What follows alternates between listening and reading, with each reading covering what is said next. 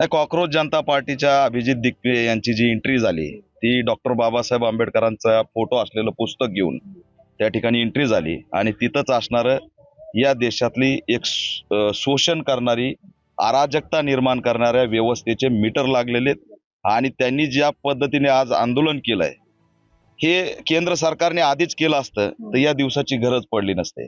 20 ते 22 बळी नीट पेपर फुटीच्या दरम्यान या सगळ्या धर्मेंद्र प्रधाननी घेतलेले आहेत। नुसता राजीनामा नाही तर या सगळ्या शिक्षण मंत्र्यावरती मनुष्यवधाचा गुन्हा दाखल झाला पाहिजे, पण जबाबदारी घ्यायचीच नाही, हुकुमशाही दाखवायची। किती काही झालं तरी आम्ही काहीच करणार नाही अशा पद्धतीचा जो काही रोल केंद्र सरकारचा आहे त्याच्या विरोधात एक छोटी चुणूक आहे आजची। दिल्लीच्या जंतर मंतरवरती जो काही आक्रोश दिसलाय हा खूप छोटा आहे।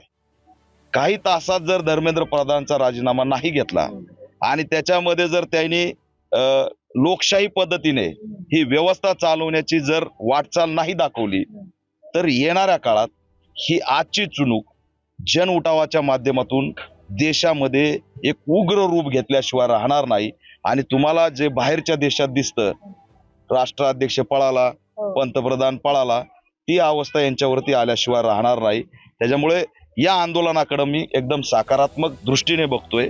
घराणेशाही प्रस्थापित भांडवलशाही गाडणारा एक नवा तरुण जय भीमचा नारा देत मैदानात उतरलाय आणि जंतर मंतरवर जय भीमच्या घोषणा होत्या। त्याच्यामुळे उद्याचा या देशातला जो काही क्रांतीचा उदय आज सुरू झालाय ती क्रांती जय भीमचा नारा करणारे हे असणारे यातून दिसतंय। दिपके अभिजित दिपके याच्यावर दबाव आणण्याचा देखील प्रयत्न केला जात आहे आणि त्याच्या जीवाला धोका असं देखील बोललं जात आहे। नाही, त्याच्या जीवाला जे काही धोका वगैरे आहे हे बोललं जातं पण हे शक्य नाही। आम्ही उभा आहेत, पॅन्थर मुवमेंट उभा आहे, त्याला संरक्षण देणार।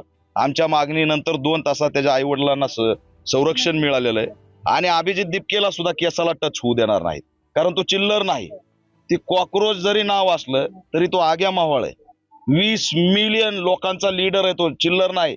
आणि म्हणून पहिल्यांदा जर घाबरला असेल अमित शहा, नरेंद्र मोदी, तर ते अभिजित दिपकेला घाबरलेत।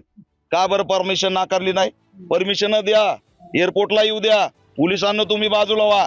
त्याला जर टच जरी केला असता आज तर या देशातलं वातावरण एक वेगळं असतं।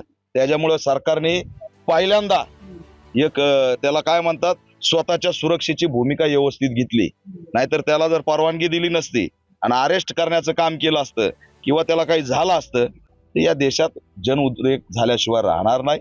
आणि मी सरकारला मागणी करतोय की हे आग्या मावळ अंगावर घेऊ नका। हे ज्या 12 माश्या जरी चावल्या तरी माणसाचा कार्यक्रम लागतो। त्याच्यामुळं ठीक आहे, तुम्हाला वाटत असेल मोहळ चावल्यावर मेलोडी नावाची चॉकलेट खाऊन होईल, तर तसं काही होत नसतंय। त्यांना एवढाच इशारा देतोय की बांधायला सुरुवात करा सामान। प्रस्थापितांचा बाप अभिजित दिपकेची भारतामध्ये एंट्री झाली आणि जेवढ्या दिवस तो हित आहे तोपर्यंत त्याला Z+ सुरक्षा द्या। त्याच्या केसाला काही झालं तर तुमचं अस्तित्व राहणार नाही, हा पॅन्थरचा इशारा आहे। आम्ही खूप सकारात्मक दृष्टीने त्यांच्याकडे बघतोय। संवैधानिक मार्गाने हा जो लढा सुरू आहे तो जर असाच सुरू झाला तर वेटनवादच्या भूमिकेत असलेलो आम्ही त्यांची राजकीय भूमिका स्पष्ट होताच त्यांच्यासोबत एंट्री करू।